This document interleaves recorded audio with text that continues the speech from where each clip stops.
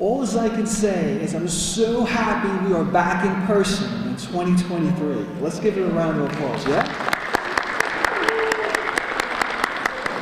I haven't done this in 3 years, and so some of your students really don't know what the Quill Awards is. And the Quill Awards, what we do is we honor students for excellence in coursework. Not me, but sometimes me, but other teachers in the program.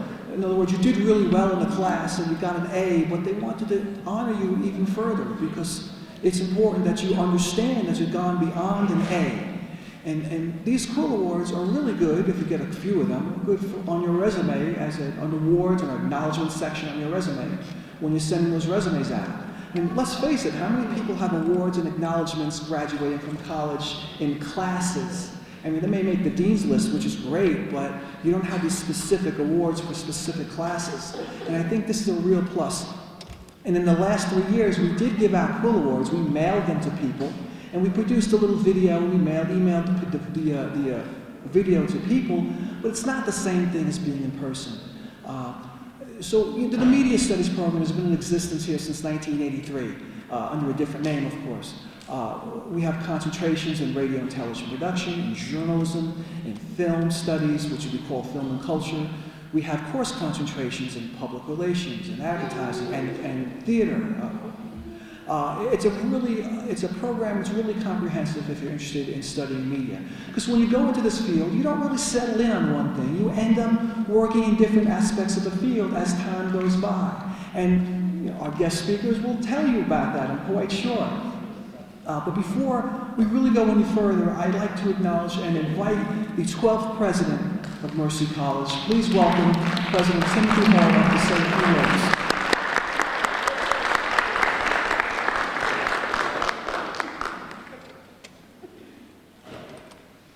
Thanks, Lou, and welcome everyone. It's great to see you. This is a special time at the college. I get to wander around to all sorts of award ceremonies and see what our students are doing in all the various places of the college, and it's an exciting time. As you get older, you appreciate the fact that every year there's a new wave of students who come and they kind of wash over you and then they retreat, and then there's another wave next year. So I'm glad to see this year's wave after our COVID years. I want to just leave you with one thought. You're probably thinking of this mostly as an ending. You should know that we think of it mostly as a beginning. That's why we call this season at colleges and universities a commencement. It represents the beginning of a new stage in your life where you take what you've done here and do something else with it in your real lives. And I don't know exactly what all of you are going to do, but I kind of look at people and try to imagine them 10 years from now, 15 years, or for goodness sake, 40 years from now, what you might look like and what you may do. But I'll give you one encouragement, and it comes from a quotation by George Bernard Shaw, who said, "The reasonable man accepts the world as it comes to him. The unreasonable man tries to adapt the world to himself. Therefore," he concluded, "all progress depends on the unreasonable man." So as you leave Mercy College, I hope you'll remember one thing, and it's that there are some things to be unreasonable about. In the world that we live in today, it's not all perfect. It doesn't always go the way it should go. Everything's not always just. And the people who make the biggest impact on that world and change it the most are the most unreasonable people. The people said, "No, I don't buy that it has to be this way. I don't accept that I have to agree with this kind of thinking." So as Mercy graduates, I hope you'll go out and be at least a little unreasonable about the world, because there are plenty of things to be unreasonable about.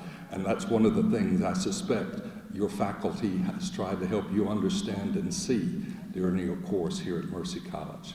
So I wish you success in the future.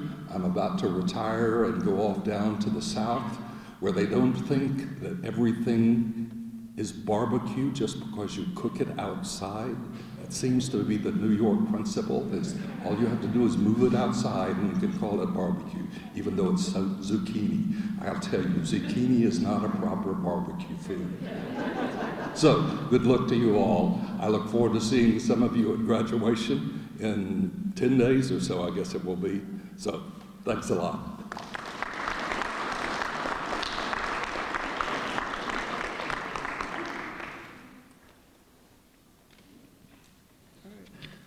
Onward is upward. Here we go. Valerie Smaldone graduated from Fordham University with a Bachelor of Arts degree in Communication and English. And yes, she did get her start on radio at WFUV, but her attraction to the arts started at a much earlier time when her parents took her to the theater at age 8. In fact, she fondly remembers playing make-believe theater in her living room with her sister. She credits her parents for being avid theater goers and media enthusiasts, taking their children to entertainment venues often. In fact, it was Valerie's father who suggested she go into radio, expressing confidence that he envisioned her working in this medium that Mr. Smaldone so loved himself. As a junior in college, Valerie had 2 job possibilities, one working in public relations, expanding on an internship she had gotten at Universal Pictures, and the other at a Westchester County radio station, WFAS-FM. Valerie Smaldone decided on radio full-time after graduation and began working at another station owned by WFAS. But shortly after, she was recruited by an upstate radio station to host a series of Sunday programs. At the same time, Valerie began hosting and producing a cable television program called Meet the VIPs, which led her to interviewing respected media personalities. But a program director from another station convinced her to send a demo tape to a newly developing radio station called WLTW Light FM. Valerie secured that position, hosting her first on-air shift, and then became the evening host for the next 5 years. And growing with that station, she hosted the midday show for the next 19 years. In addition to radio, let's turn the page, Valerie recorded daily news promos for CBS TV and hosted a television shopping show called Shoppers University. She also hosted and produced various syndicated shows and conducted numerous high-profile interviews with a variety of pop cultural performers and musicians. Valerie Smaldone has been the announcing voice for a wide variety of event centers and award shows, such as the Kennedy Center, the Clinton Global Initiative, the Concordia Summit, the Drama Desk Awards, Product of the Year Awards, the Tony Preview Concert on CBS, gotta pause, Broadway on Broadway in Times Square, Broadway Under the Stars in Central Park, the New York Emmy Awards, the GLAAD Media Awards, the Point Foundation, to name a few. Really? Now, as a television actress, Valerie had featured roles on Law & Order and Blue Bloods, and is a recurring character on the Fox television series The Following. She hosted an interview for PBS and has been a special reporter for ABC and NBC for the Columbus Day Parade.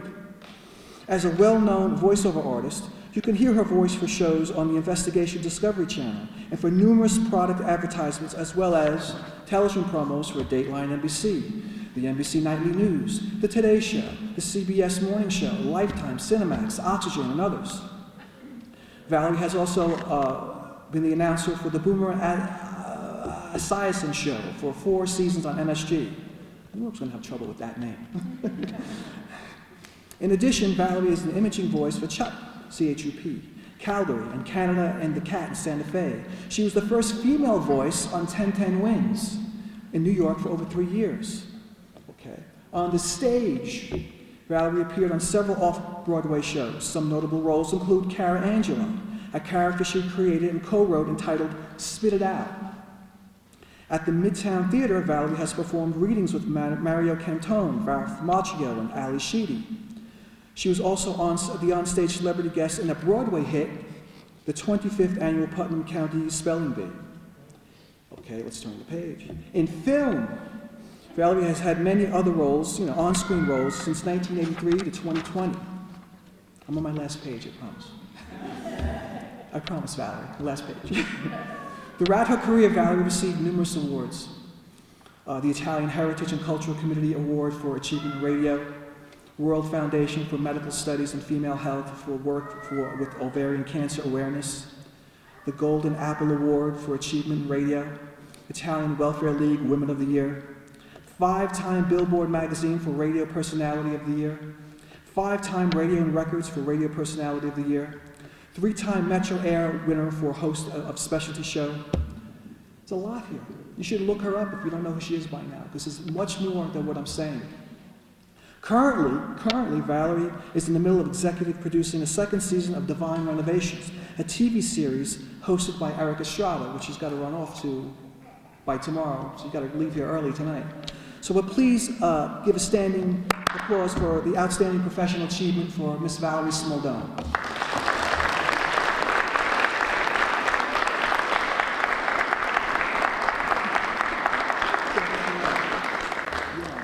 Do I take this one? What do we do? No? Okay, here it is. Beautiful. Thank you, Lou. Thank you. Okay, I need to move the microphone a little closer. I'm exhausted just listening to this. I don't know about you. I have to tell you, I forgot I did most of those things. You did amazing research, Lou. Amazing research on my life. Thank you for reminding me what I've done. So nice to see you and meet all of you. And first of all, I want to wish you all great things in life. Congratulations on your commencement. Thank you to Mercy College, to President Hall, and good luck on your retirement. Where are you going in the South? San Marcos, Texas. Texas, okay. We'll be checking in on you. Thank you.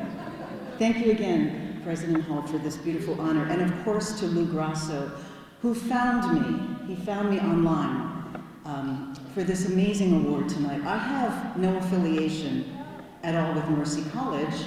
As Lou mentioned, I went to Fordham University, but I do live about 15 minutes from here, and my husband, actually, is from Dobbs Ferry, New York. So, you know, full circle moment. We all are big fans of Dobbs Ferry. And I want to thank my husband, Rick, for coming tonight, and dear friends, Joe and Claudia, Frank and Teresa, who are like family to me, so I thank them for supporting me tonight. I see that this program is very inclusive, wide in definition, which I think is quite honestly essential because it covers performance, film, television, radio, public relations, advertising, journalism.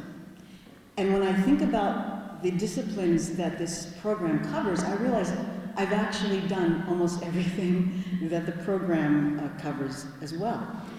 As Lou mentioned, I did fall in love with theater at a very young age, and as I was preparing for tonight, I thought about the touchstones in my life, the 3 specific times theater just, it captivated me. One was going to Broadway for the first time. The second was going to a Shakespearean play that I went kicking and dragging and screaming. My mother took us to this Shakespearean play, and I wanted to see Herbie the Love Bug, which was a movie out at the time. And I said, I don't want to go, Mommy, I don't want to go, Mommy. And she said, you're going to this Shakespearean play in Connecticut. And lo and behold, it's July, and the air conditioning broke in the theater. So at intermission, my mom turns to me and she says, okay, Valerie, you win. I can't take it anymore. We're leaving. But I saw these actors on stage in these big, heavy costumes, sweating, and they did the show. It went on no matter what. And I turned to my mother and I said, no, Mommy, I don't want to leave. And she's like, okay, Valerie, okay, we'll stay. And the third time was when I was in junior high school, intermediate school in the Bronx, proud Bronx. Anybody Bronx? Proud Bronx girl right here, thank you. IS 144 Gun Hill Road. And these actors from Lincoln Center came to speak to the students, and I didn't know who they were. They weren't famous, but they were actors from Lincoln Center. And I just wanted to be around them, and I realized this was what I wanted to do. So, as Lou mentioned, and Lou really gave my speech for me, so he covered everything for me. But as Lou mentioned, that was my first love, was performance. And I wanted to be a part of it, but it didn't really stop there. The live performance was a great part of what I wanted to do. But being a Gemini, I have many, many interests, and I wanted to pursue them all in my life. I was told back in my time, don't do that. Don't be diluted. Be focused. Follow one course. But honestly, I'm glad that I followed my own path, which was multitasking and doing many different things, which brought me to where I am today. And as Lou also mentioned, my dad did say, "Hey Val, why don't you get into radio?" Because he was a radio fan. He took us to this unique inn in Queens called the Broadcasters Inn. It was a restaurant with a radio station in the middle, and a guy was sitting sort of in this bubble, spinning discs while people ate macaroni. We used to call it macaroni back years ago. We don't call it macaroni anymore, right? It's pasta, it's spaghetti. People were eating their macaroni and watching this guy spin discs. And I said, okay, I think I can do that. I'll do that. So I went to Fordham University, and the very first day, I walked into the radio station. I said, how does this work? And I auditioned for the, quote, announcer's workshop, and I got in, and then I was trained by upper class students. Never took a course, and then I went on the job, basically, and learned radio. And I remember when I finally got into professional radio here in Westchester, I did not want to be in local market. I said, I want to be in New York City. And I gave myself a deadline that if I didn't make New York radio, I would go back into publicity, because I was following those two tracks. About 2 weeks before my deadline, I got the job in New York City, and I stayed there for 24 years, and eventually becoming the midday host of the #1 station in the country, not even New York, but in the country, and the #1 billing station in the country. And so as I think back over this crazy long career, I realized what this all comes to. It comes to possibilities, opportunities, and serendipity. And the definition of serendipity is the occurrence and development of events by chance in a happy or beneficial way. So in preparing for this conversation tonight, looking back on this career, and I started professionally at 19 years old, I realized how many opportunities, possibilities, and serendipity came my way. And I want to tell you how, as you go on onto your career, how uncanny and astonishing that these people came into my life for what seemed like a casual moment,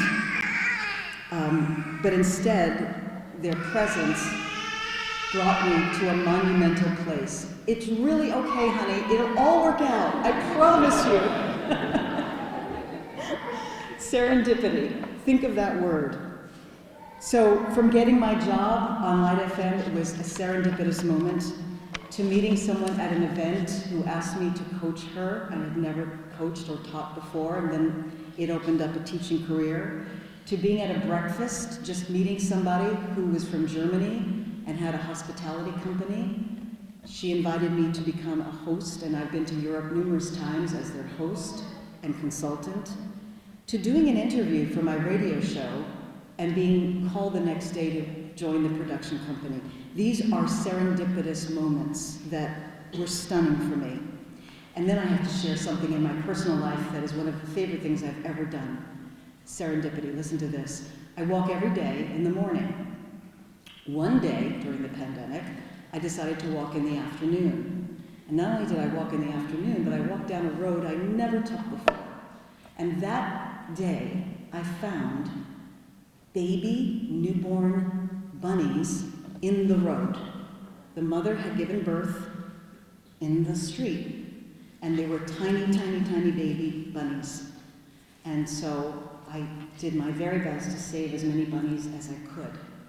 And that made me so happy and proud.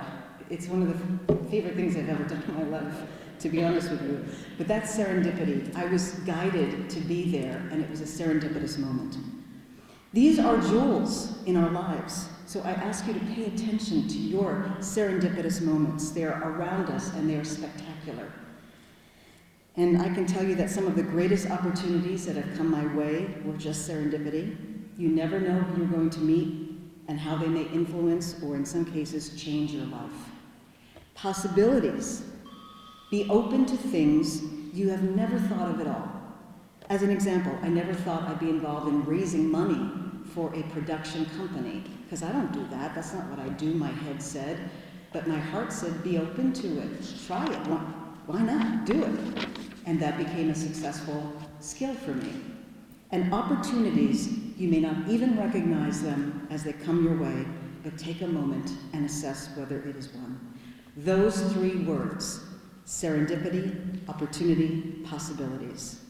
And start looking out for them. Start thinking about the skills you have, and the traits you have, and the passion that you have. Because it will come to you too. How you can extrapolate from what you are learning, what you're trained to do, and think about how this can be a revenue stream, something different, a different opportunity. We're all worried today, college graduates especially, about the economy and making money. Think of this as an entrepreneur and be innovative in how you will proceed. Because, excuse me, the possibilities are all around you. Serendipity is the undeniable alchemy that happens to create stunning changes in your life. And opportunity. So think about those three letters. Possibilities, opportunity, serendipity. P-O-S. Short for positive.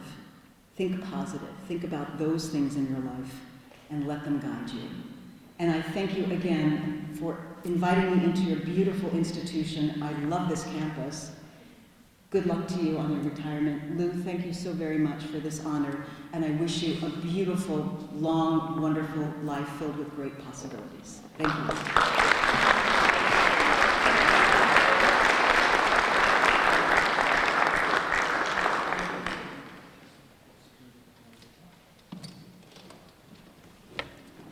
So you heard it. Someone who's been doing this her whole career. She started out in college. There she is. Okay, moving on to a personal, proud moment for me, because this next person was a student in my classes for several semesters. Michael Barber graduated from Mercy College's Media Studies program in 2012 with a concentration in radio and television production. During his last year, Michael volunteered at a CBS Fox company, which allowed him to connect with his first internship at MTV. Keeping busy as Michael does, he later interned the following summer at WABC TV.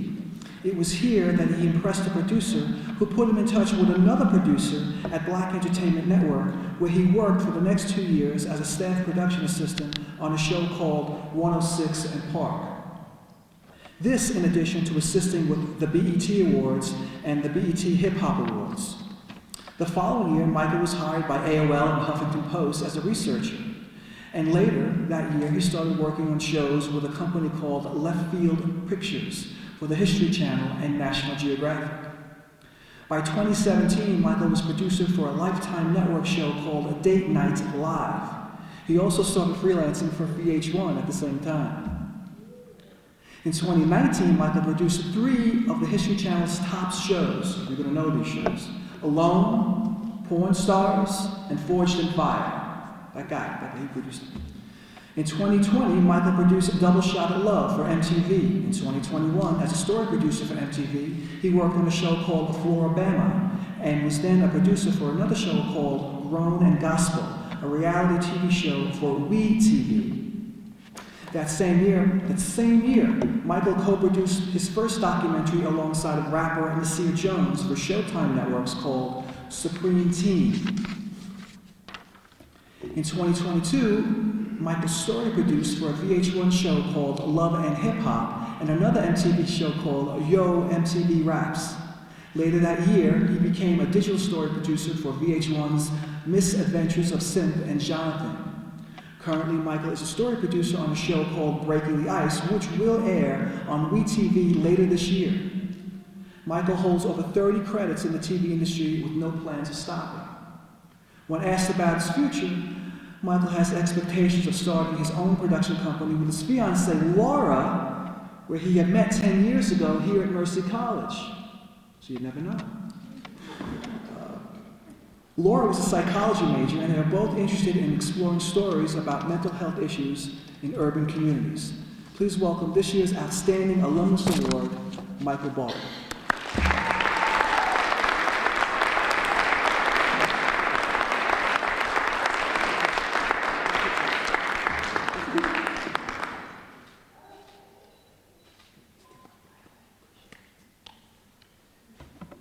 How's everyone doing today? Wow, this is crazy. First of all, I'm honored to be here, and just to clarify what Lou said, it is Pawn Stars, not P-O-R. And you get the rest, Just wanted to say, like, if my mom was here, I mean, not if she was here, but if my mom was, she knew I was working in another industry, she would not be as proud as she is now if I was in another industry. But all jokes aside, guys, I'm really amazed to be here. And 11 years has flown quickly since I was last on this campus, like you guys. And receiving this award for exceeding the path that I set for myself is truly a full circle moment. And like many of you, I had the privilege of, going to class under people like Lou, Mike Parada, I saw him earlier. There you go. John, and a couple other individuals. And I appreciate you guys, and thank you so much for, just having the patience and supporting me and guiding me in my journey.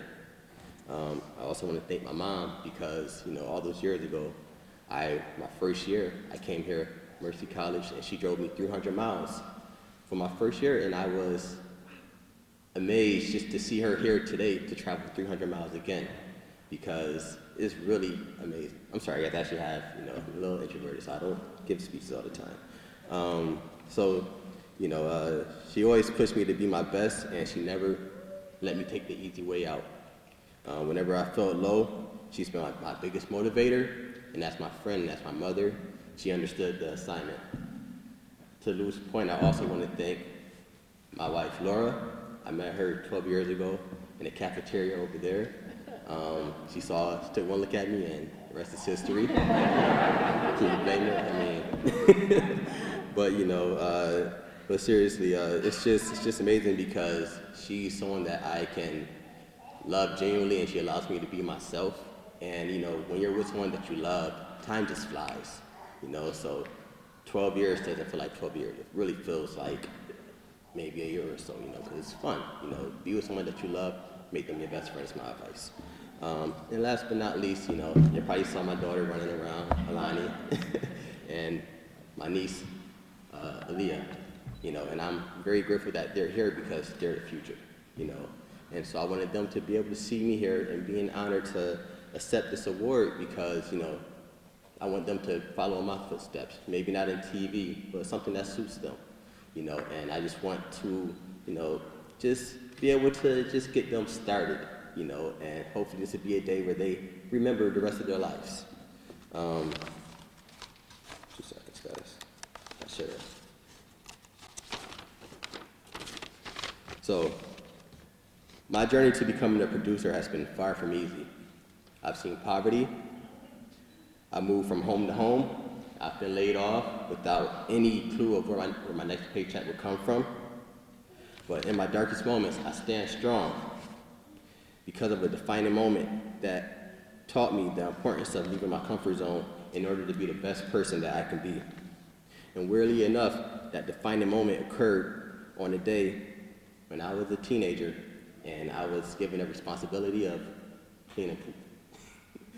Follow me here. I'm going somewhere with this, guys, I promise. And no, I'm not saying dog poop. I'm not saying changing diapers. This moment occurred when I was 16 years old, working my first job at Wendy's. It was 2005. I just want to paint a picture for you guys. It was 2005. I was this scrawny, pimply-faced kid who thought he knew it all, and I was always very rebellious. My manager at the time, her name was Jennifer, and she hated me for the fact that I knew how to push her buttons, and every chance I had, I always pushed her buttons. But it wasn't my unwashed, greasy, ketchup-stained uniform that pissed her off. It was the fact that I always sat amongst the customers eating the competition's food, whether it be McDonald's, Taco Bell, Burger King, and I would sit there with my little hat on tilted to the side, just eating it. And, I always found satisfaction in seeing her screw face. I thought, I'm not starting yet, I'm here a little bit early, so you can't fire me for doing something off the clock, and, it was a fun 2 years. But one day, the tables turned, and while I was cooking on the grill, somebody decided to create a fun art project in the bathroom by smearing poop all over the place, and not just in the stall, in the mirror, on the urinals, all over the walls, all over the doors, and you name it, it was in every crevice. And Jennifer spotted the opportunity to plot her revenge on me. And with a smirk, she took me off the grill and gave me the task of cleaning the bathroom all by myself. Being a rebellious person I wasn't going for any of that. So I did what any prideful, smart aleck, rebellious kid would do. Can you guess what that was? Calling my parents. I'm telling Mommy, I'm not gonna lie, I was that kid, and I was ready to quit. I needed someone to come pick me up, so I called my mom and I explained to her the situation. She called my dad, and believe it or not, at that time, coincidentally, he was also a janitor. I told him the situation, but his response didn't meet my expectations. Instead of saving me, he gave me a piece of advice that has stuck with me to this day. He said, "Son, you're gonna clean that bathroom. And if you don't like that type of work, let this moment drive you to aim higher in life." This is one of the first real moments in my life where I was forced to leave my comfort zone, to see the bigger picture of what my dad was trying to say, that sometimes you have to lay in the bed you made, and people aren't always gonna be there to save you. You have to save yourself. And on that day, I obtained grit, I learned respect for others, and a new perspective of what I want for my future. And flipping burgers wasn't it, or cleaning poop. So this advice will also help me in shitty situations down the road. I share this defining moment because it will come in handy later in my life as I attempt to make my mark in the TV industry. If you know anything about the TV industry, it's that many people dream to be a TV producer, working amongst the stars, calling the shots, and having their ideas brought to life. But you have to first get through the door, and that was my challenge. So let me fast forward to 2011, 2012, when I was an undergraduate here at Mercy. I came in as a transfer student from another school, and I came here wanting nothing less than to make my mark in New York City as a TV producer, and I refused to leave here otherwise. And during those years, I served 3 internships, as Lou mentioned, including MTV and my last one at ABC, which helped me gain a lot of popularity on campus. I was known as the cute guy from MTV. People thought of me as a person who made it, but little did they know I was getting ready to graduate with less than $1,000 in my pocket, nowhere to live, no job, because everybody wants to hire an intern, especially back then because it was free labor. But actually landing a full-time gig seemed impossible. So during my last semester, I decided that I wanted to be closer to my internship, and I found a room and I rented it for $200 a month. Being a kid who wasn't from New York City, I thought to myself, I'm like, that's one hell of a deal, but I soon learned that you get what you pay for. The space was infested with roaches, and I just remember every night I'm sleeping and they're just falling on my face. True story. I slept on a hospital bed, and my friend stole from me, and I later found out that somebody actually died on a hospital bed. And I was living off the dollar menu for years, for a couple years, and it was a struggle to make it. I actually was sick, and that's why I refused to eat McDonald's to this day. I was broken, and thank God for my loving wife, Laura, who's always been in my corner, because she would eventually invite me back to campus every week, and she would cook for me, enough to last a week. She's shy just like me, guys.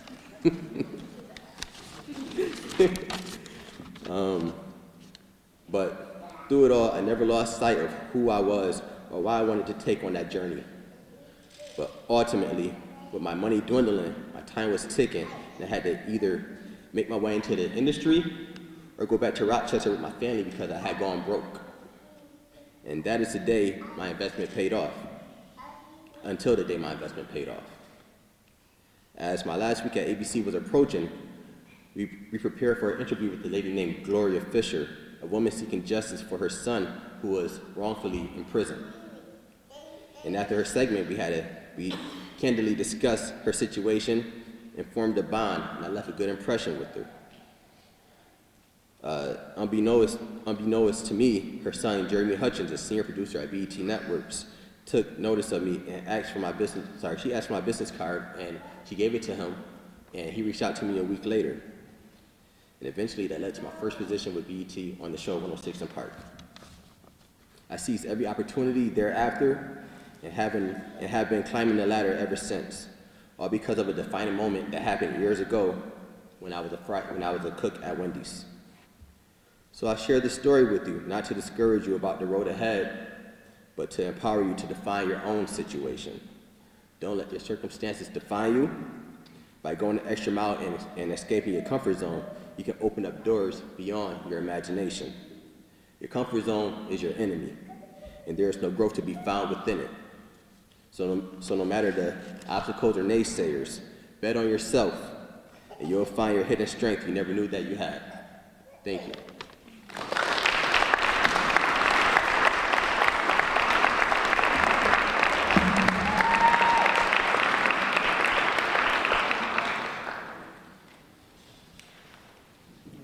You heard it from the man, class of 2012, media stage. Right? Is anybody here, I invited people that received Quill Awards in the last 3 years. Is anybody here that received Quill Awards in the last 3 years? Stand up, stand up, stand up. Come on, guys, stand up. Stand up, come on, stand up. Only 3 people? 3 people, there's more, there you go. No, that's it. These folks, they didn't have a dinner like this, so I wanted to acknowledge them that they received Quill Awards in the last 3 years. And I think it's really important, and I'm glad we're here together to celebrate that. But we're going to move forward now to the program awards for this year. And the next area is journalism, and the next person who really needs no introduction. Professor Michael Prada runs our Department of Communication and the Arts.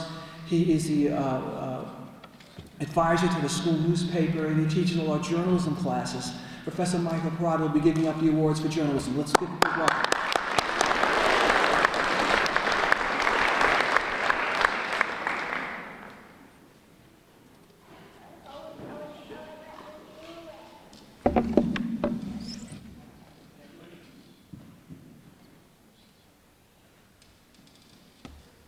Hello, everyone. Good to see everybody back in person. Before I begin and talk about briefly the unpredictable and ever-changing world of journalism, I have to say, when I was hired here in about 2004, 2005, and for the first, 10, 15 years of this award, the Alumni Award was always to students who I did not know. It was just like, oh, Lou would say, oh, that guy was great, and she was such a good student, and I guess I'm getting old now to the point where my students are coming back as the Alumni Award winner. And Mike, I just want to say, Mike, where you going, man? This is gonna be our moment. We're recording this. It's gonna be our moment. I get it. Listen, I get you. That's the most important job there. But Mike, I want to say to you that as you turn your back to me and leave the room, I want to say that throughout, everyone in the program, but, myself, just following your career, I'm just so proud of everything you've done. And I remember Coop, man. I remember, here's the guy, and they're like, no, man, Mike's killing it. And you're a true success story. And Mom, you taught him all the things we could have. You gave him principles and hard work, so you should be commended just as much as anything. So we're really proud of you too. But Mike, it's really good to see you, and we're really proud of you. So congratulations. And Mike's a true success story, and he's a real role model to everybody in the room. So now, briefly, I usually talk about journalism, and I really wouldn't know where to start. The industry changes every 10 minutes. We just did a course in digital journalism where at the end of it, it's like, oh, by the way, BuzzFeed News, who won a Pulitzer last year, is now going out of business. But by the way, New York Times subscriptions are up 15 to 18%. So you just don't know where to predict this game is going to go. And that's part of the fun of being in the classroom with these students is, there's no more just learning out of a textbook in this industry. Like, we're learning every day. We're seeing what's going on in the industry, and we're making our own assessment. We're making our own research. We're doing our own studying. And what we did a year ago, what's happening 6, now they veered, they've changed. So, so it's been a real adventurous ride since the pandemic over where this industry is going. But the students in this room have put forth a lot of effort, and we're really proud of all the efforts that they put in, and they're adapting to a new learning environment where this is not just open a textbook and I studied the night before, because things change. Things are changing. 24/7. The industry is always changing, and the students are adapting to it too. So that's just a problem that I did not have as a student or have to face, that they're not only addressing and overcoming, because they're seeing the challenges and they're overcoming of an ever-changing industry.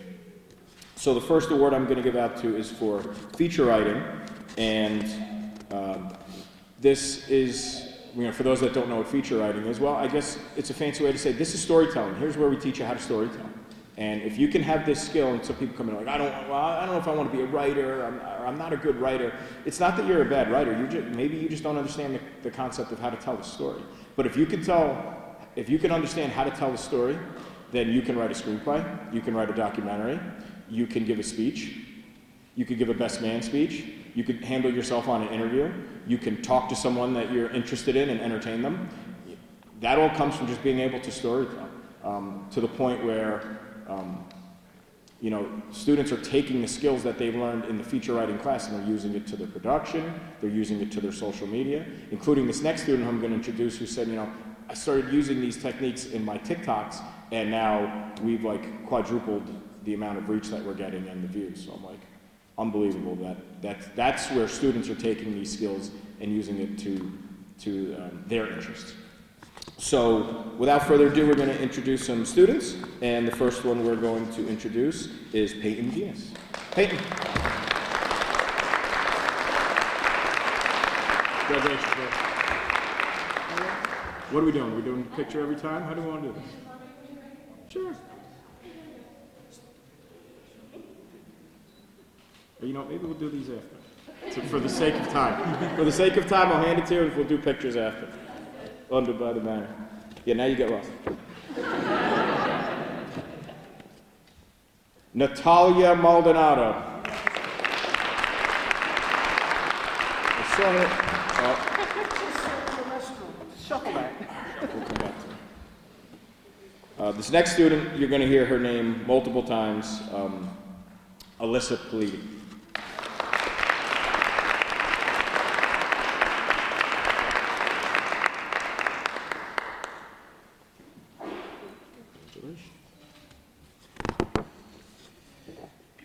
This student I met this year, he decided he wanted to break the transfer record of colleges that he attended. But then he said, I found a home and I love it here, and we're not letting him transfer, he's actually going to graduate. So, Zach Higgins.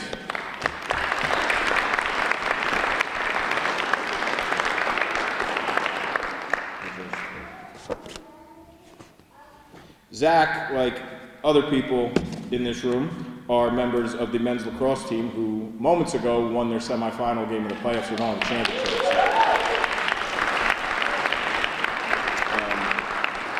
Another one of those students who I had in feature writing who really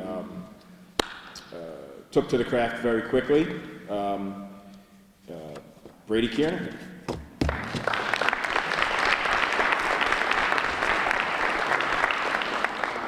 Good. Listen, we needed a Canadian, and it's like, get this guy in. That's what we were missing.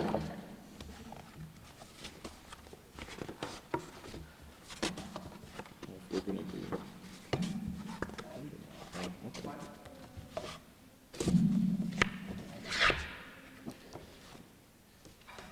So nice, we're gonna say it twice. Natalia Maldonado.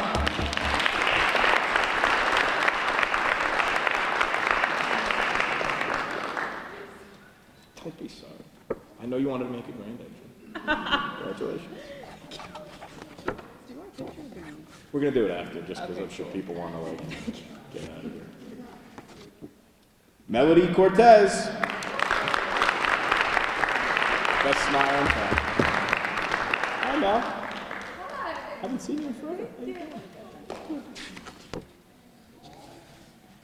Liz, I'm going to do my best here. Elizabeth Reich Ligset.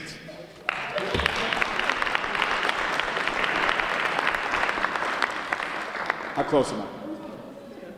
Want to say it? No. Okay.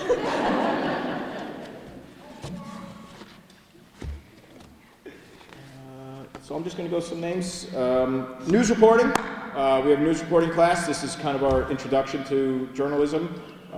We learn the ethics. We get over the concept of interviewing people, and you have to meet people, and you have to call them, and you have to knock on their door, and you have to say, hi, I need your help writing a story, want you to focus you in it.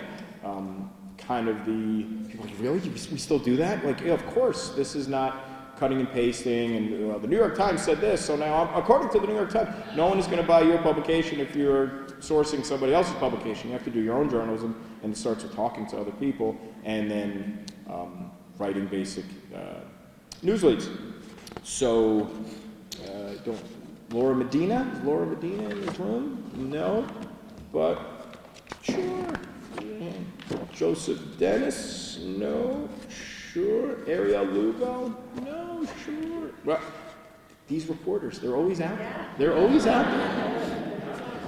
This student, and I want to just say something quick about this student. This student was one of those students like 2 years ago, like if I could, I wanted to put him in a headlock, and I'm like, dude, what are you doing? Like, you have so much potential, and you're not interested in meeting that potential. Like, what are you up to? What are you doing? He'd be like, no, I'm going to come around.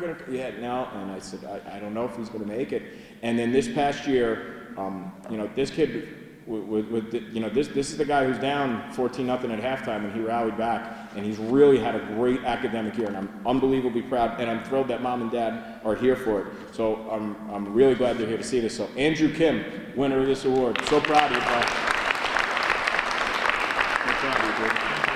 So proud of you. Great senior year. Edwin? No? Okay.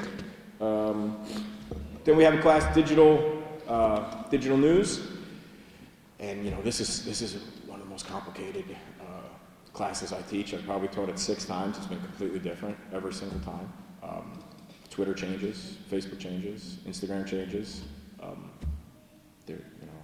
2 years ago, if you said TikTok, I said, what is that? And now there's billion-dollar investments of companies with 60 to 90-second videos. Because of TikTok.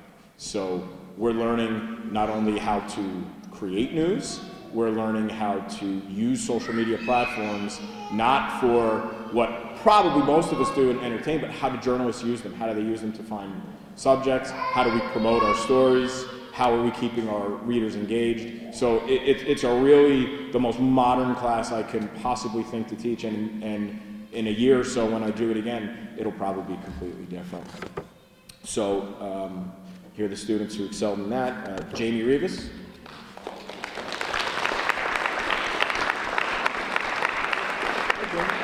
Congratulations. Is Malik here yet? No. Alyssa Politi.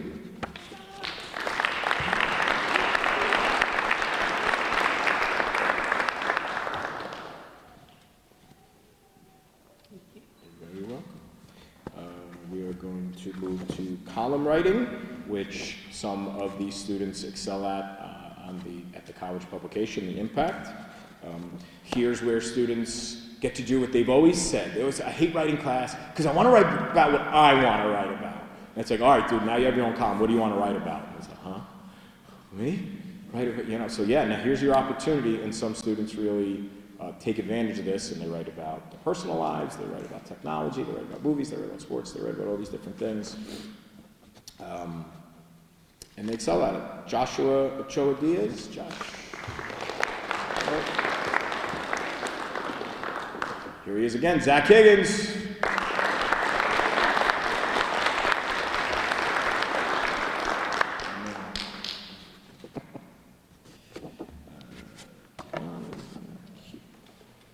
Alyssa Politi.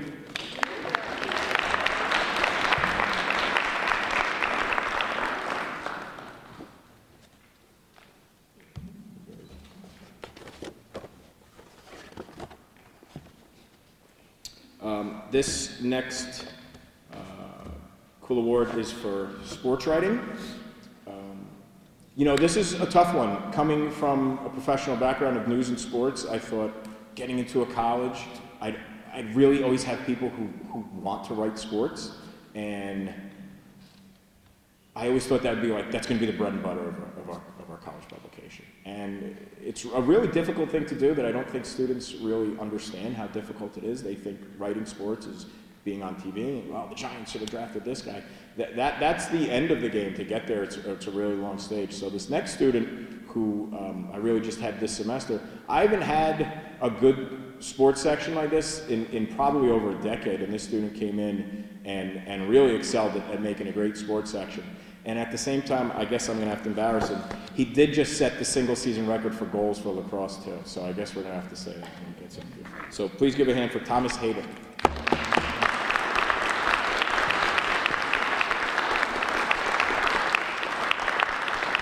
Congratulations, Tom.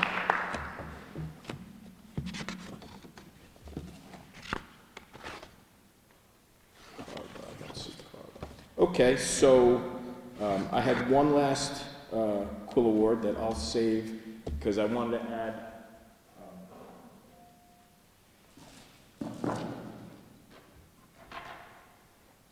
real quick, just two other just two other awards. For those that don't know, the New York Press Association is an annual contest between every single college in the state of New York.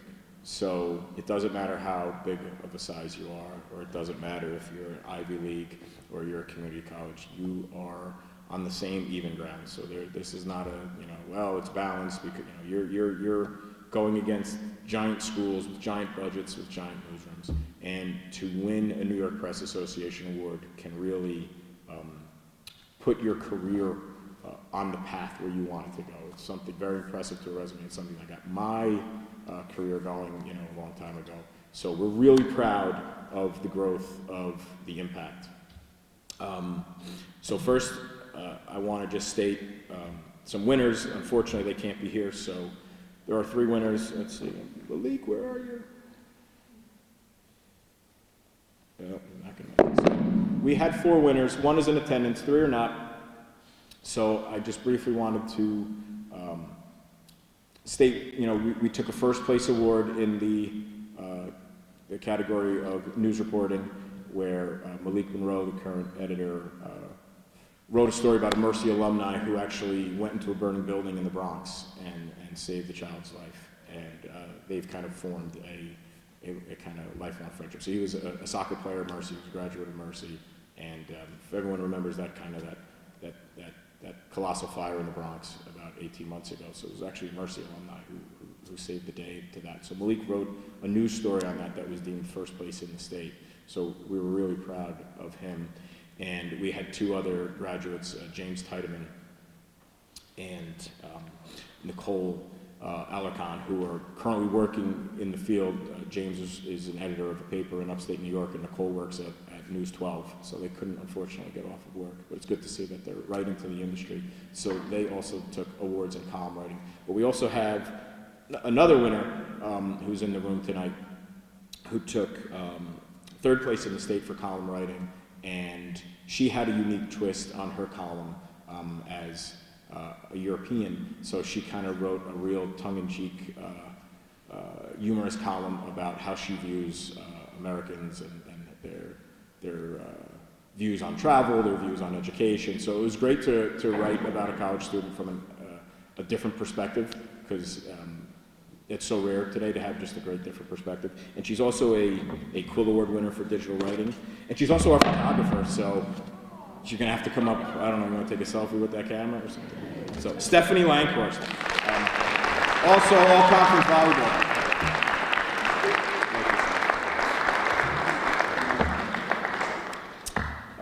The last award I'll talk about, and then I'll get out of your hair, is something that is very near and dear to me, and it was a real shocker. So, I've been the advisor to the college paper, so I guess 18, 19 years, something along those lines. And walking in the door, I had grabbed a student and said, I'm going to teach you how to design a newspaper. And he said, okay.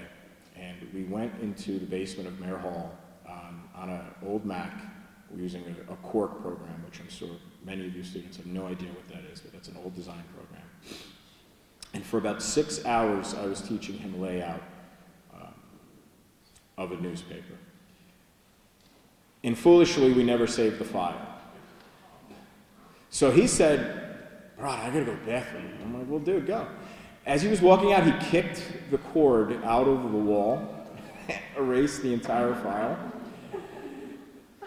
And then he's like, I gotta go. And he ran, and I never saw him ever again. And I kind of sat in that basement at like 10 o'clock at night on like a Tuesday, and I said, what have I gotten myself into at this college, running a college newspaper? Well, about 7 years later, we won our first New York Press Association award, and about 18 years later, we're up to about 40. And the last few years, we've been probably the second overall award-winning paper, and probably the first for, when it comes to writing awards, we've been either first or tied for first. But we've never won the best overall newspaper. And beating the Ithacan is a colossal task. They've won it 20 years in a row. Since the inception of the award, no one has ever beaten them. So this is kind of like the 16 seed knocking off the first seed. And when you have a staff of 8 to 12, and they have a staff of 50 to 60, it's just really not in the realm that it can do so. So I got a phone call that said, something happened for the first time in 20 years. You've tied them. And I said, I tied them for what? What award? And they said, the best overall newspaper. You, at the Impact at Mercy College, have tied the Ithacan. That's the first time anyone has ever knocked them off their perch. And I was really blown away by that information and stunned to tell everyone. And it's really a culmination of almost 20 years of work. So every student who ever contributed to this publication really built it to what it is today. So it's really, to my eyes, kind of honoring everyone. So if you're on the Impact staff or have ever been, please just stand for a second. Stand.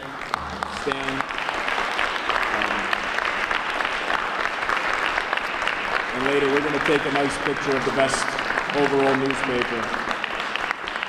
So I want to thank you for your work, but I'll leave you with this. Next year, there's not going to be a tie. We're beating them. Thank you.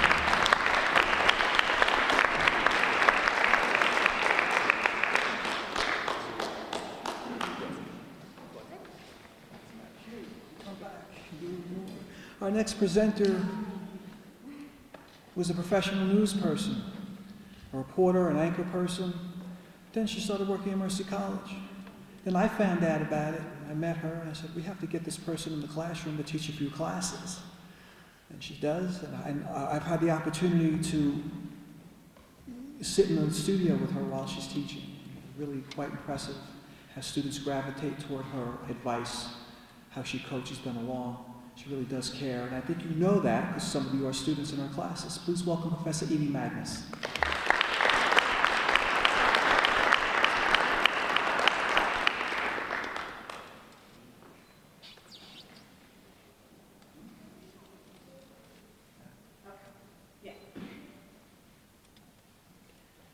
Okay, a few things.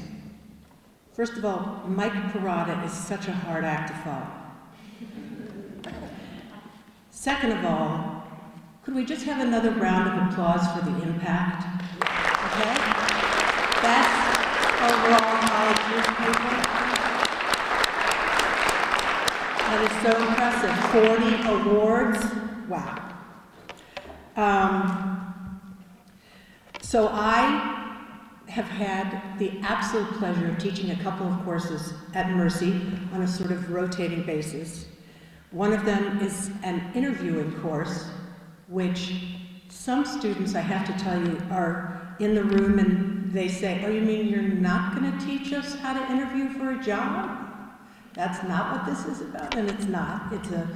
It's an interviewing course for journalists or people who are, apropos of what Michael said, who want to be storytellers in some way. And then I also teach a performance course.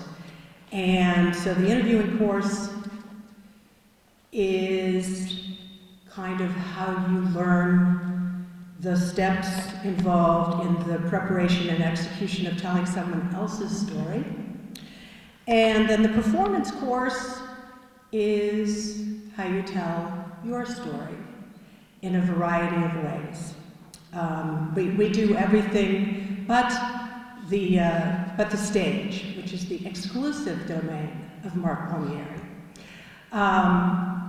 Anyway, the quality that I see across the board in all of the students, and that I really sort of admire in life, in people, is bravery. Because it takes a certain amount of bravery to perform. And every one of my students sort of, I start the class every by saying, okay, this is a no judgment zone. You do it, you put yourself out there, you try, and this room is nothing but support and love for you. And so in many ways, in different forms, in vlogging and in interviewing other people and in sitting in the studio and doing news copy and commercial copy, all of my students put themselves out there. And I'm just going to say that I'm very admiring of all of them. And so these are some students who I thought were the super bravest. And so I'm very excited to give them these awards. The first one, he's not here, but I'm just going to mention him because I gave him an award once before, and he just steps up always to not just do what's required, but enlighten everyone else in the class and sort of inspire them with the chances that he takes, and that's Anthony Cruzano. So he's not here with us, but he's just terrific. And I'm going to have to bring you up again, Stephanie. Stephanie Langhorst was in my course. Congratulations.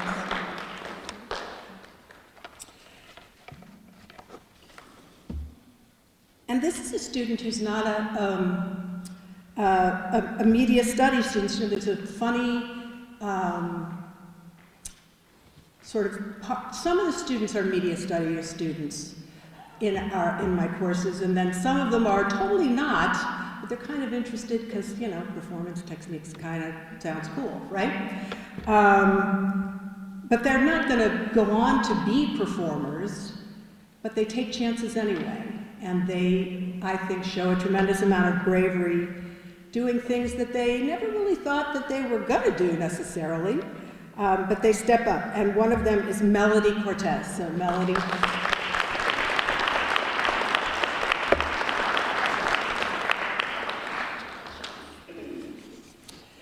And another one of those who, I don't know if is Niclaire here tonight? Niclaire Bees?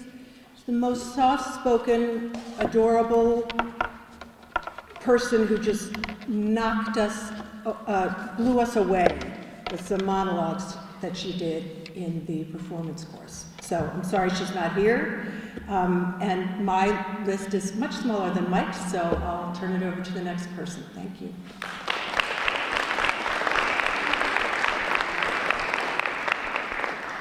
Okay, moving right along, we're up to the next person. The next presenter works as Associate Director of English in the Learning Center. It's not called the Learning Center anymore, I know, don't get angry with me. Professor Stephen DeRosa, his Hitchcockian scholar. In fact, he's going to bring the Hitchcon conference to us in the fall semester. We're looking forward to that. He teaches film courses, film studies courses. Please welcome Professor Stephen DeRosa.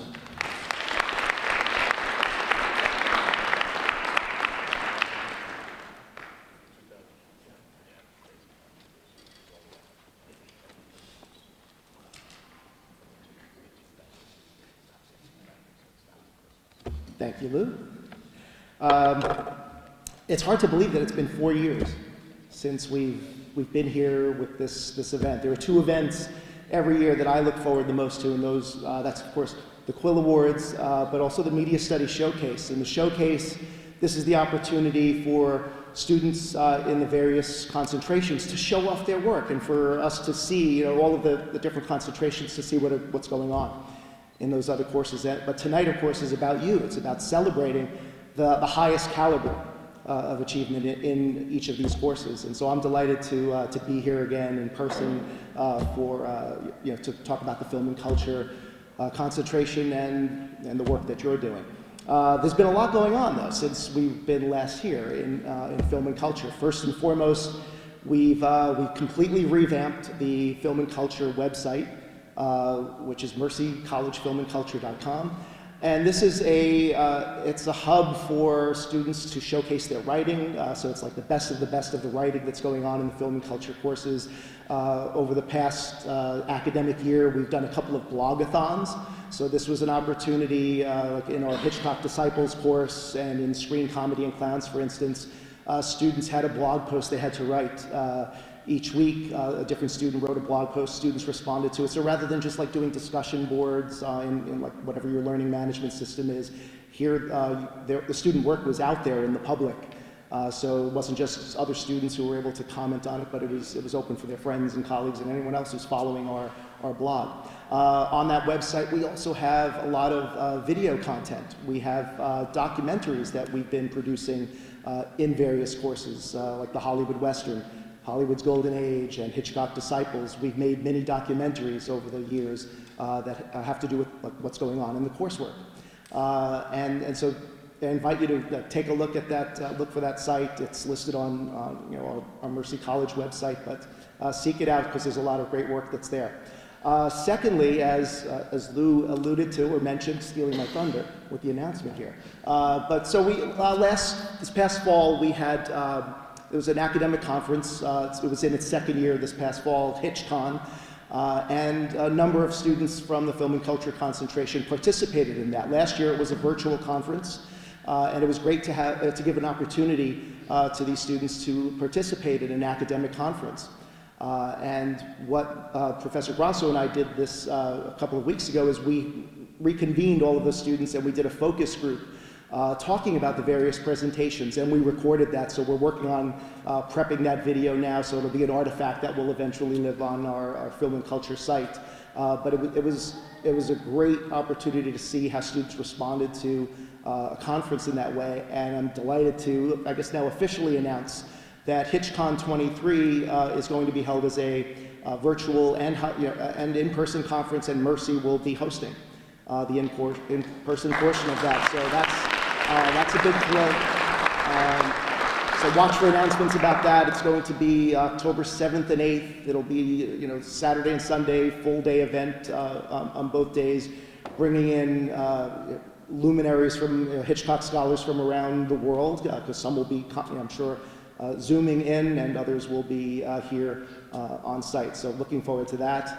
And then lastly, we have a screenwriting competition, because it's not just film studies courses, but there's also a screenwriting track of courses. And for this year is our third year of our annual student screenwriting competition. And just this past Monday, the final entries have come in. So unfortunately, I don't have an announcement tonight to make about winners, but the judging is going on now, and we'll probably have winners announced sometime early next week, and that will also be on the Film and Culture website. So again, a lot going on in film and culture, and just delighted to be here now to give out these awards for your work. So first, this is for understanding movies, and this is a course that is, it's like a real introductory level course where you're really mostly concentrating on film language and how to approach analyzing a film through its use of the various elements of film language that a director will use to convey a story. So for understanding movies, we have Alexa Marinelli.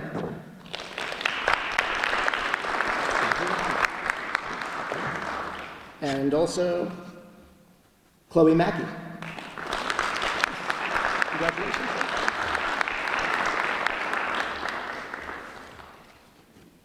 Now for History of World Cinema, Nicholas Sanguineau.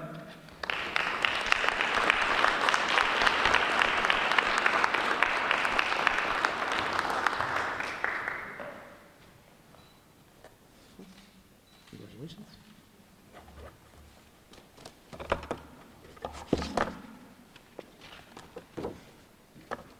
Now for Screen Comedy and Clowns, Philip Molinelli.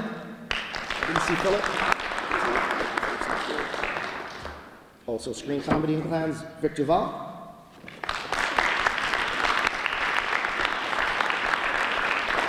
Congratulations.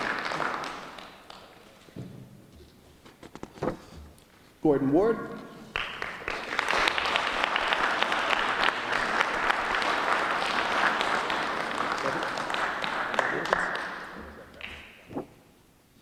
And for Film and Culture, Mia Tyndall.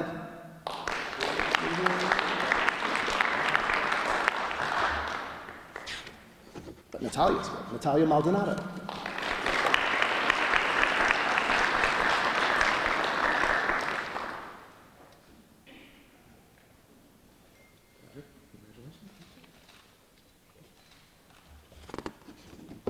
And Victor Vaughn.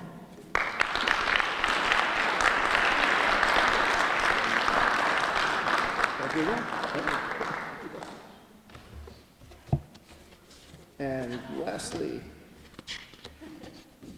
for Hollywood's Golden Age, which is going on this semester, Nicholas Sanguineau.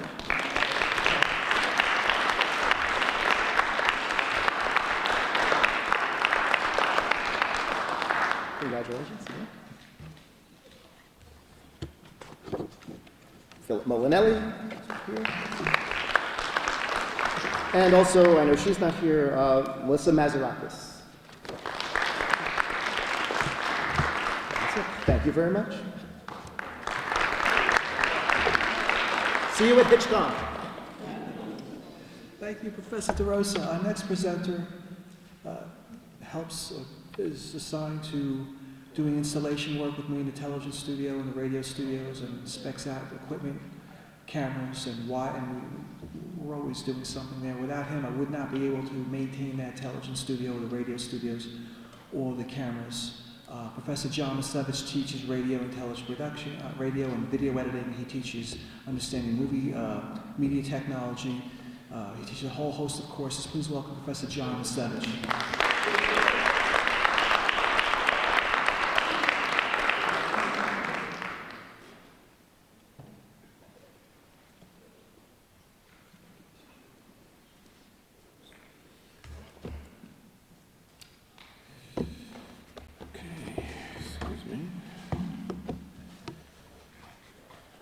Trying to think of something witty to say, but after 4 years, I got a little rusty. Okay, so I want to just have these sorted out for a second. Yeah. Okay. So I've got a few different categories to cover, and I want to do this a little bit differently. And I've got a reason that might make sense in the end. As Lou pointed out, I do a lot of stuff in this semester. We just did the intro level to radio. Normally we'd do radio 2, maybe a radio journalism, which is technically a radio 3.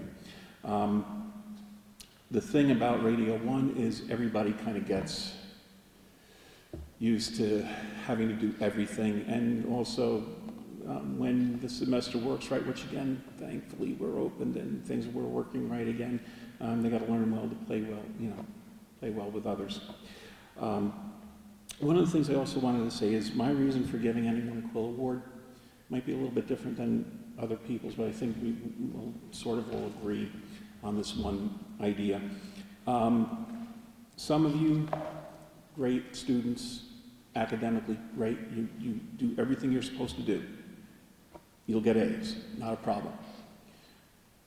Some of you, I don't want to say not so much, but the reason I'm giving you a Quill Award, not necessarily because you're getting an A. You showed me something else. You thought outside the box. You went above and beyond in some other way, a way I didn't even tell you to do, but you expressed something different to me. And that's the reason why any of the Quill Awards are coming out tonight. I'm going to start with radio. And I'm honestly, excuse me, as you can see, I'm wearing these things, and they're good for close, not so much for far. So I'm not sure who's here, but I still want to acknowledge everyone, if you'll bear with me. And is Diana Marie Blazer here? I think is Gabriel Antonio Gonzalez here? And bear with me. Yaidis Ramos, are you here? Yes, you are.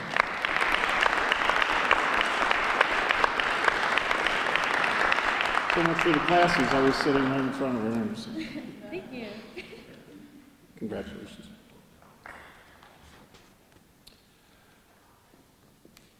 I also do, as Luke pointed out, video editing. And again, video editing it's sort of an art, it's sort of a skill, it's sort of a utilitarian practice. It kind of depends on the people who look at it. Personally, I like to think of it as an art form. And there are a couple of levels of this, and the basic levels, like a lot of basic levels, it's learn the basic stuff. And then the advanced stuff is, like I like to say, we learn the rules in level 1, we break the rules in level 2. So the next person I know is not here, and I'm going to butcher your last name. Well, I shouldn't say I know you're not here, you're probably not here. And again, I apologize for butchering your last name, Anthony Kiona, which I did not think he was here. And someone I know is here also for the basic level is Andrew Kemp.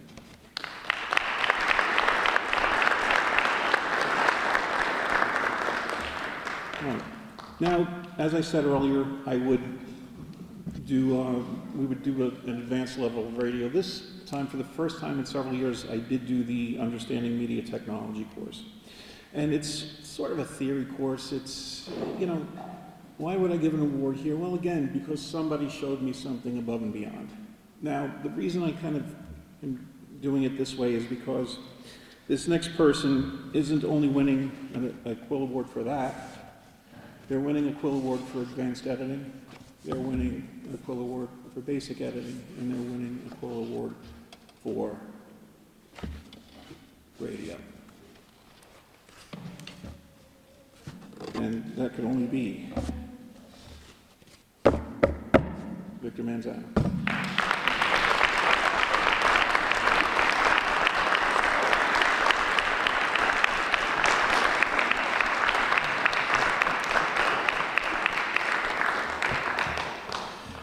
And like I said, I'm a little bit out of practice. Normally I would do, you know, being the resident fat guy joke, I want to hurry up and get to the food, although you ate before I got here, so much for that. But it was good, but I got it. At any rate, food.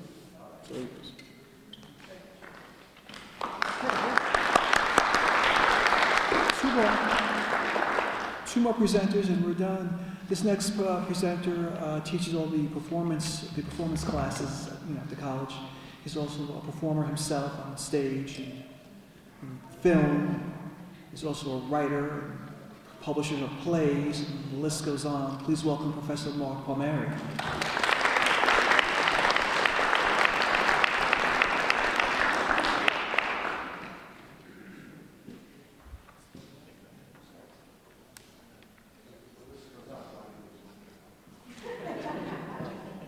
Thank you, Lou. And thank you for not having me go last. Congrats to all the Quill Award winners. Awesome. Congrats on all your wonderful work and all that's ahead for you. Congrats to the Impact, and congrats to the Lax team for winning today and going to the finals. I'm a baseball guy, played baseball most of my life, so I don't recognize lax as a legit sport, but every spring those were always the guys with the girlfriends, so that bothered me, but congrats, guys. Good luck. I also learned that Brady Kiernan did not graduate last. I didn't know. He was in one of my acting classes. I followed the season closely, therefore went all the way to national championship. And I thought you were graduating. You're here. You're still playing. That's awesome, man. Congrats. I'm really happy to hear that. All right, so the two classes that I'm talking about that I'm so lucky to get to teach here, this academic year is Intro to Playwriting and Intro to Acting, Introduction to Acting, two theater-related courses, of course, the oldest form of storytelling, right?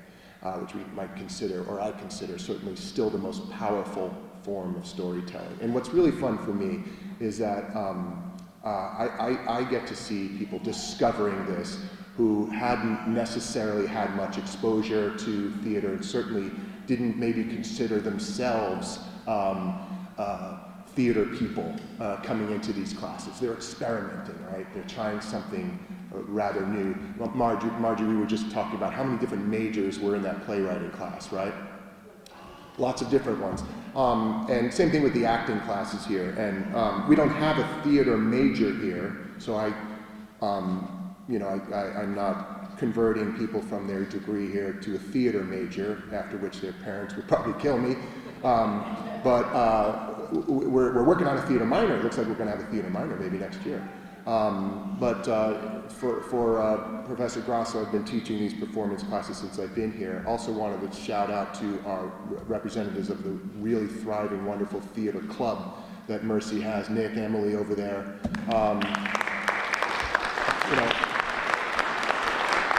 And really growing. How many members? We started with about 5 in 2017. What do we got? Say like close to 50 now. How about that? 50. Really thriving, going wonderful. And they do wonderful work. Like I said, experimenting with these storytelling forms from different angles, right? The scripting, the blueprinting of a performance, of an ensemble collaboration of different artists in playwriting, and so often the writers in the class have not experimented with this form before, so we read each other's work, we have revisions, we give feedback, we are kind of actors in the room as well, I just wanted to reward Margie Caballero for revising a play that she started to work on. I think she was the first to submit in the semester, and I think we went through 5 drafts of that thing, and it evolved so much. It moved from relying on action and plot to character, and when you have interesting dynamic characters, you have a story, and that's what I firmly believe about any story. So that's the journey you took. Congratulations.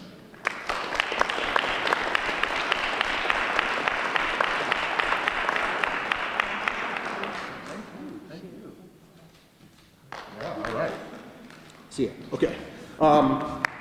So my other quills here come from the Introduction to Acting class, I can't say enough about the practical benefits of taking an acting class while you're in college. No matter what you are pursuing, of course, we are always performing. I am right now, that's for sure.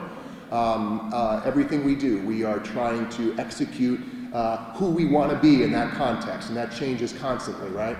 Once you've done it, once you know what it is that to go out there and perform and execute a rehearsed act, you know you can do that in any situation in your life.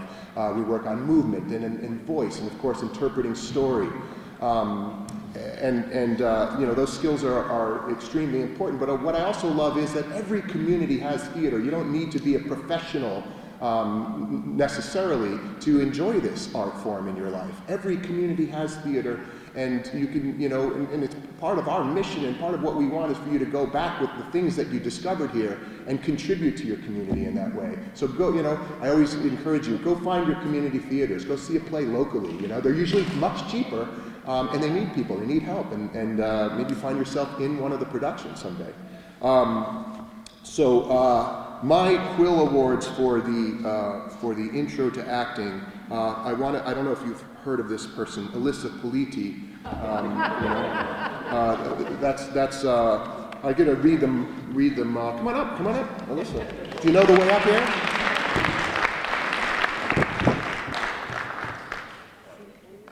thank you. Thank you for being fabulous. And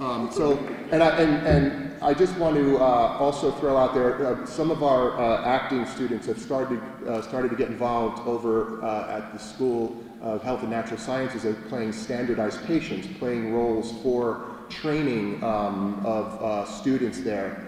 For instance, intake, first aid and interviewing and diagnosing conditions and all of that. Melody Cortez, another Quill winner for another category, was one of those. And I think it was commented that you're not going to be a performer, Edie. She could be, believe me. She's really good at it. So some of these, I wanted to reward that effort. They did such an amazing job. They're also taking this class this semester. Eduardo Balbuena.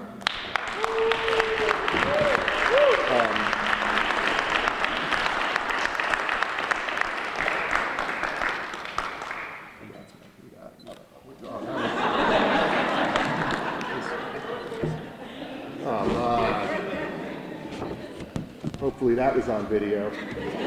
John, send that to me. That was awesome. Victor Val, you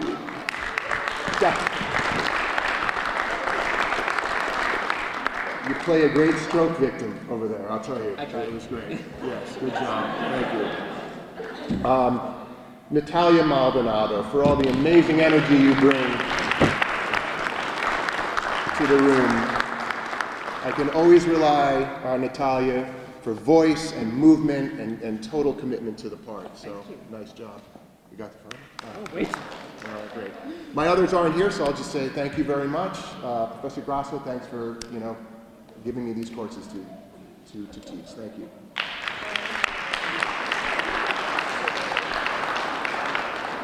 Clark's such a natural, it's very hard to follow him.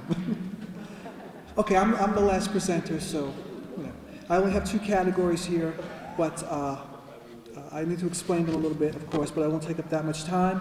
This is a broadcast journalism class I'll be giving out Quill Awards for. Now, in this particular class, we're on a bit of a cusp in the procedures of how we do broadcast journalism.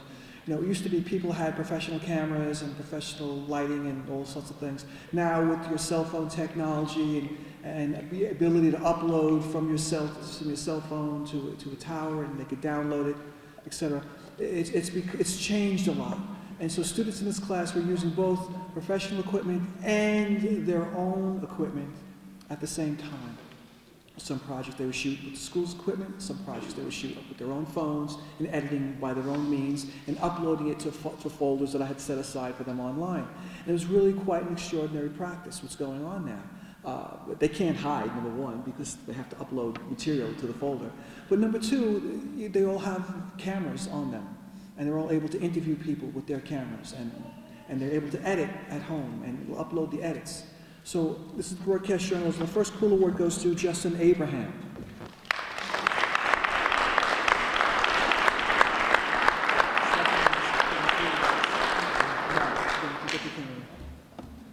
And the next one goes to Yadira Barrios.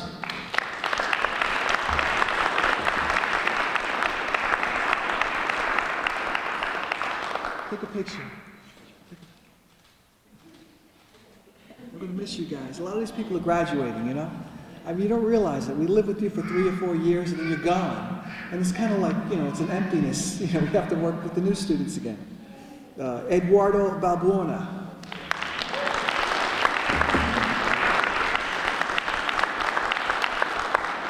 Did I say it right? Almost. Okay. And Justin. Miss Stephanie Lankhorst, our photographer.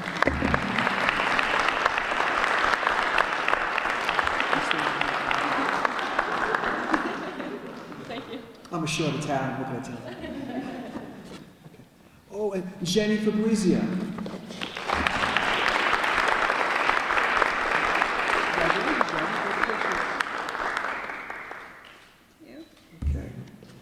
Okay.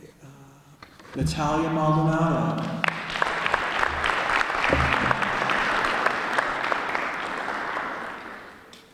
And who had to figure out a way of taking a picture with you? Yeah. All right, Thank you. Thank you. Natalia was one of the first people in the class to produce her assignments all the time. I was like, wow. Okay, so now on to another class. This is video documentary. This is really the last class in the sequence of television production classes. There's 8 courses in the sequence. This is video documentary. This is where students pull together their skills from TV studio production, level 1, 2, and 3, television field production, broadcast journalism, video editing 1 and 2. They bring all these skills together to produce class documentary. There are 2 particular students that really took the lead in this particular class, and they're in the middle of producing the document. It's not finished yet, but they're in the works of doing this. Here we go. Victor Manzano.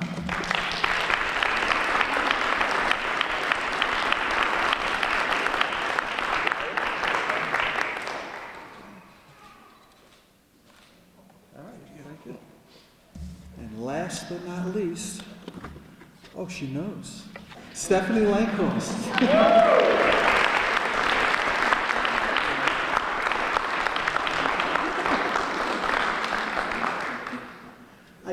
It's a real pleasure to do this every year. It really is. I mean, now that we're back in person, I want to thank you all for attending. I want to thank the parents and the support system for the people, the students. Oh, one more thing. There are some alums that are here that have been working in the business. There's still Letitia Wiley back there. Wave, Letitia.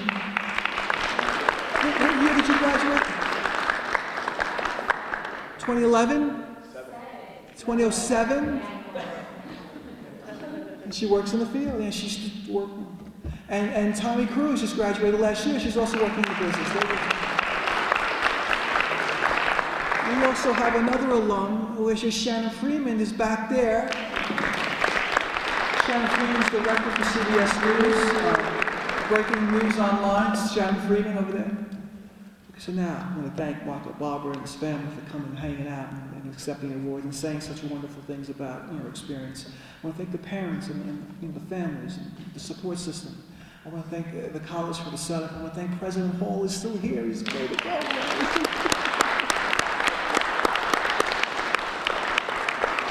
If there's any more food, please. Was the food good? Was it any good? Yes. Were the string beans crisp? That's what I want to know. It's an inside joke. Okay, well, thank you very much, and have a good evening, safe ride home, and hopefully we'll see you again some point next year. Bye-bye.